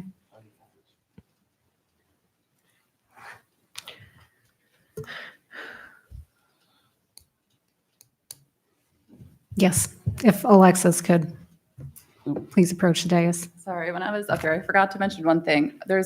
I had researched earlier this week whether or not by approving the budget, so like with respect to the water rate increase, that would necessitate that tonight we were to do a resolution, for example, authorizing the increase in the water rent increase. And the research showed that just because you include it in the final budget doesn't commit you by resolution to having to vote yes or no. I know that last year, I think there was something in the budget about increasing yard waste fees, and that was included, but that later, the following month, after discussion, after it went through committee, you decided not to. So the effect of, as we had talked about the retirement, the effect of adopting this as the final budget isn't going to necessarily lead to a mandatory vote of yes. They just have to be realistic projections, or you have to have a reasonable reliance that you can make up that amount. And then with respect to just the various motions on the same resolution, with the motion to table for a later date, since later date would just be the next regular meeting where you could talk about it if you wanted. You can't make any changes. So I just wanted to clarify that if you're going to table, it should be, is it until tomorrow? Or then it would just be a de facto denial. I mean, voting no. Thank you, Alexis. So in order for us to continue discussion on this together, we would have to, we would have essentially from now until tomorrow at midnight, correct? So if we never adjourn this meeting, we could just continue discussing it. Of course, we'd have to stay here. Or if we motion to table, reconvene tomorrow, however, I don't believe that we would be able to convene a public meeting in order to continue this discussion, correct, for tomorrow? No, you can't. Okay. Thank you for clearing that up. So, okay, so I will continue then. So, motion for Sewer District 1 did not carry. I'll make a motion to approve Sewer District 6 with these amendments. Do I have a second? Okay, and I'll go on to Water 1 to approve with amendments. Do I have a second? Second. Thank you. Is there any discussion? He's saying none. Will the clerk please call the roll on the motion? Councilman Delarada. No. Councilman McPartlin. Aye. Councilwoman Weber. No. Supervisor Syed. Yes. 2 no, 2 yes. Okay. That motion does not carry either. So on Sewer District 1 and Water District 1 and also Sewer District 6, so it's my understanding that the only changes we are making that you're proposing here, these amendments, is a change of $396 on Sewer District 1, correct? Yes, to recognize a reduction in units by one. One So unit. Now the rate will have to go up pennies to make up for that loss, $396. So there's. So it's essentially It's gonna be a negligible, penny, 2 pennies, yes. Right. It'll be just an odd rate. That's okay. right? And it'll never calculate exactly, so what happens is the county makes up our revenue line and we have to repay the county the following year. It just gets a little complicated, but that's okay. So this is truing up the figures, correct? That's it. Yeah, It's- just clean up. Okay, so And does anyone have any questions as to this? Well, it's already We Done. voted on already it. voted, so we can't go, we can't. We can't reissue the motion? No. Okay, Oh, well, it's okay. okay. So you still have other ones. Everything else, there's no modifications of the other. Well, we still need to vote on. General and highway, correct? Yeah. Well, that doesn't sound promising. We still didn't need get to- through sewer. Right. Well, there's. Well, we can. Yeah, we can do, yeah. Anybody can make a motion to separately vote on general fund and highway fund. As we did with the other special districts. Is there a motion? I don't know what changes are being proposed. I didn't get too far through them. Right, we still have, where do we leave off? The retirement, Um, and then And that's currently in there, so this proposal is to it would be to remove it. remove it, okay? I'm not in favor of removing.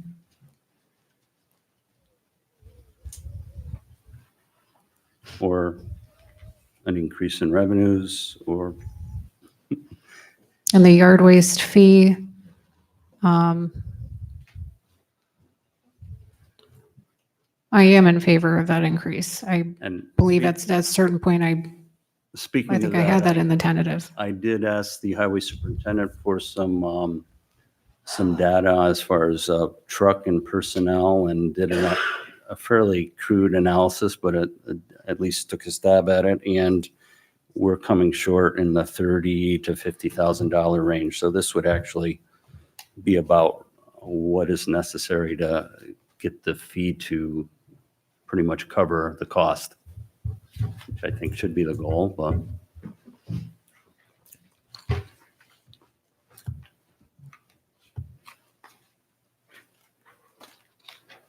So is that the only, I mean, so if that was included as a modification, that 30,000 would come out of appropriated fund balance, bringing the 575 down to 545. That's in the right direction. Yep. That's, I hear fund balance appropriation is too high, but the only way to get there is Right. to reduce expenses or increase revenues. So.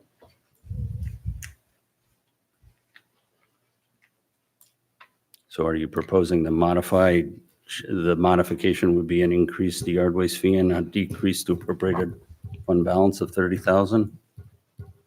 Is that that's the only adjustment, modification? It's the only adjustment I would make, yes, and given the fact that my tentative budget did have Mhm. this accounted for, so that's why I would make that recommendation. However, Want to make a motion to that effect? for this specifically, I will make a motion to approve the general fund. With those two. Okay. So it would be an increase in yard waste fee of $30,000 and a decrease of appropriated fund balance equally by $30,000. Right.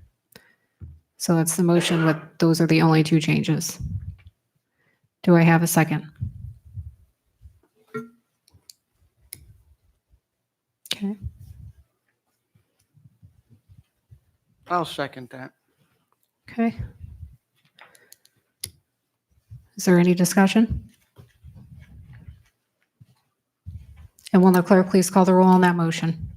Councilman Delarada. No. Councilman McPartlin. Aye. Councilwoman Weber. No, I wish I could support this, but there's just so many unanswered questions and so many holes, and we're doing so much considering of things the evening of the budget vote where we've never, in my memory, we've never done before, and I don't know if anybody else's memory who's been on the board or staff longer has ever had this in their memory. I just can't, in good faith, support it. I'm sorry, but I have to vote no. Supervisor Syed. Yes. 2 yes, 2 no. Okay, that motion carries. No. I mean, motion fails. I'm sorry. Wishful thinking. Yep.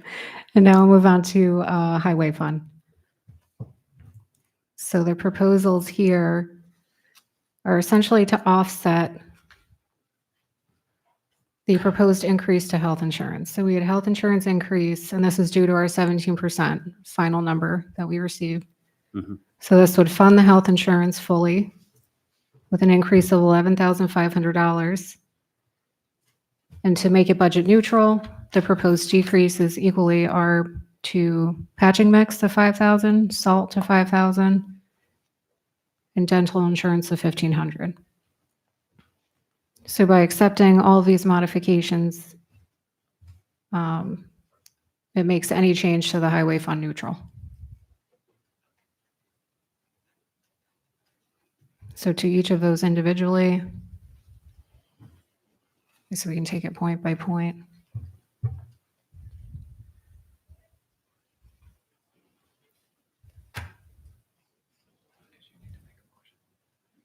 For the, yeah, for these. Okay. Okay. So I'll make a motion to approve the highway fund with these proposed modifications. And those modifications are decrease in patching mix of $5,000, decrease in salt of $5,000, decrease in dental insurance of $1,500, and an increase to health insurance of $11,500. Can I have a second? Second. Thank you. Is there any discussion? Will the clerk please call the roll on the motion? Councilman Delarada. Are those items funded in the budget that was presented to us that would carry if this doesn't go through? They were increases, well, at least the patching and the salt were increases from the tentative to the preliminary budget. I'll vote no.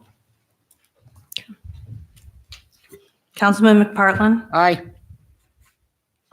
Where's Council- I'm sorry, where's the 11,500 coming from? I mean, we want to fund the health insurance. It's 5,000 patching mix, 5,000. No, I understand that. Where's the, okay, so that's just a consideration as a modification? That's the offset to the increase in health insurance. increase of a health insurance appropriation and decrease of those 3 lines balancing. Okay.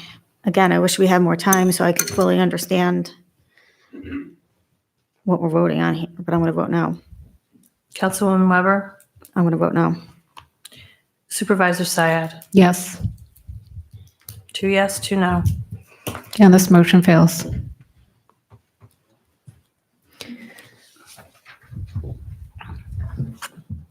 All set. The rest is all drainage park lighting. Actually, you don't Do we have to vote on those have separately? to do anything really. Oh, you started separate. So we do have to, correct? Okay, You don't want, by default, it would just be the preliminary carrying over. Right. Whereas if we file them tomorrow, one benefit is that at least perhaps the assessment tax roll at the last pages of the preliminary budget that Mhm. was updated by the assessor since the public hearing. Okay. That more accurately reflects their real tax property base. So Okay. that would become part of the final budget for those districts, okay, which have tax implications. And then just with regard to procedure, if the $316, I know, just as I just wanted to point out that you can make a motion to reconsider, but it just has to be by the prevailing group. So if you're in agreement, just to balance this $300, just felt it was my obligation to come out and remind you that you can make a motion to reconsider those, but it has to be by the party that prevailed. gotcha. Okay, so which special districts then specifically? Do we have to vote on them each individually? Okay. And which are those? Okay.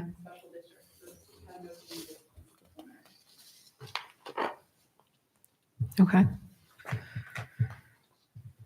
Okay, so I'm going to make a motion to approve the final annual budget for fiscal year 2020 for parks. If I could have a second. Second. Thank you. Is there any discussion? Will the clerk please call the roll? Councilman Delarada, There have been some basic things that the board has required over the past year. One of them was a fund balance policy that set some type of policy as to how much money was going to be spent to fund this year's expenditures by using the prior year's revenues and tax dollars. We never received that. We have a budget here that miscalculates revenue. We have a budget here that we really don't know how much it's going to be spending ultimately, but we do know there's going to be at least $1 million in a shortfall, which is becoming out of our fund balance. There are alternatives to doing that. Instead of taking money out of your fund balance, you would look at ways to decrease expenses or increase revenue, or raise taxes, or tell the residents that, if we spent $1.2 million out of our fund balance, it really would equal a certain percentage and an increase of our tax rate. But by doing what we're doing here tonight, we're not doing any of those things. We're just kind of fudging a bunch of numbers together, telling our residents that there's no tax increase when we're spending $1.2 million of money that we've saved over the past 8 to 10 years. So it's for all of those reasons that I'm voting no. No on the parks budget. No. Councilman McPartlin, Aye. Councilwoman Weber, No. Supervisor Syed, Yes, 2 yes, 2 no. and the motion fails. And on lighting districts, I'll make a motion to adopt the final annual budget for fiscal year 2020 for the lighting. Yes, Paul. Quick further information, the parks, drainage, and lighting do not appropriate any fund balance in any of those funds. They're all fully funded, just to let you know. Correct. And Alexis, can you come back up and speak to why it would be better if we could approve these? As Paul just said, they don't affect fund balance at all. They're revenue neutral. Can you explain that to the board? I think I understand that, well, no, I would just say that, town law, I mean, the management of the town's finances are the town board's obligation, so I know that you feel there has been sentiment of, potential, the need to discuss further or to look into it further, but we can't look into it further. So this is just going to lead to, as I understand it, at least parks, lights, and special districts, we know that those have no impact on fund balance. So the impact of us adopting them as a final budget would not implicate anything to do with fund balance policy. That said, if the concern is fund balance policy, as I understand it, if we do nothing with respect to the known identified deficits and for next year for highway in general, that the money it's going to come out of fund balance anyways. So by doing nothing on the grounds that it could, I just want on fund balance concerns is effectively saying that the deficit's going to come out of the fund. That's the fund balance policy essentially, if we do nothing. Right, but you said by approving the parks, the lighting districts, It would allow us And- to have an updated assessment. that allows you to file something for these, correct? Yeah, and if you turn to the last 4 pages of the preliminary budget packet, it has just the assessment of all of the properties that were considered. That's required by New York statute tax with respect to taxes, and that was at the request. A member of the public had requested an updated assessment of all of those properties, knowing that the closer you can get to the assessment in the approval of the final budget, the more accurate the valuation of all of the property in our town can be. And that's state statute also. Now that's not town law, that's now tax. So that was updated Thursday, whereas, otherwise we're using the assessments from October 22nd. No, where's that document? So the last 4 pages of the preliminary right now of the one from October 22nd. Looking at the November 13th document. Oh, November 13th. So the last 4 pages has it was prepared by Eric, who Okay. is out of town, but at least those would be updated. So those could be filed. I mean, You need these approved on a timely basis also, correct? they go hand in hand. They go together with the budget. So, those values on those last pages are just, if there's no dispute about the light district, for example, at least if we adopt that as our final, we can have together with that as final, our more accurate valuation of our real property in our town. I don't think that's disputed. So there's benefits to being able to at least adopt one budget as final, despite concerns. Thank you. Thank you. Okay. Okay. So moving on, I'm going to make a motion to approve the final annual budget for fiscal year 2020 for Lighting District. If I could have a second. Second, Thank you. Is there any discussion? Will the clerk please call the roll on the motion? Councilman Delarada. No. Councilman McPartlin. aye. Councilwoman Weber. Yes. Numbers are the same. Supervisor Syed. Yes, 3 yes, 1 no. and the motion carries.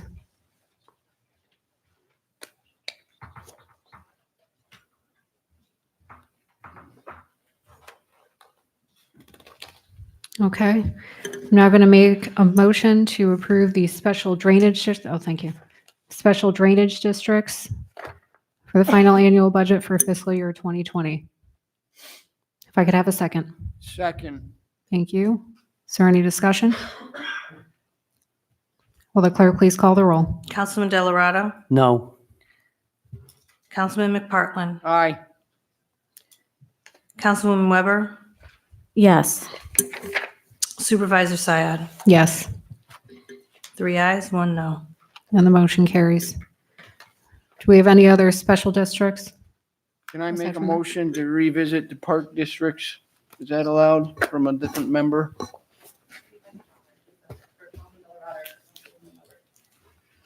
Has to come from one of them.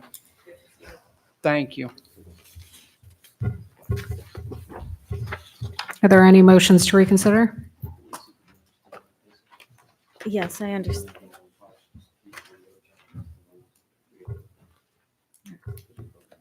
Right. Would have been helpful if we had a more thorough description earlier.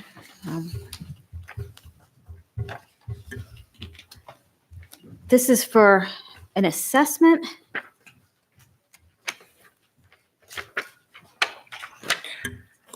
For the Parks Special District.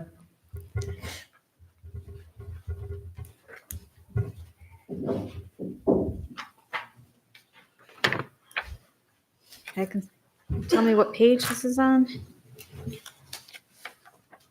42 Park District's budget is toward the very back.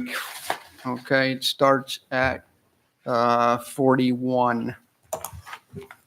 So it's 41 and 42 on the budget.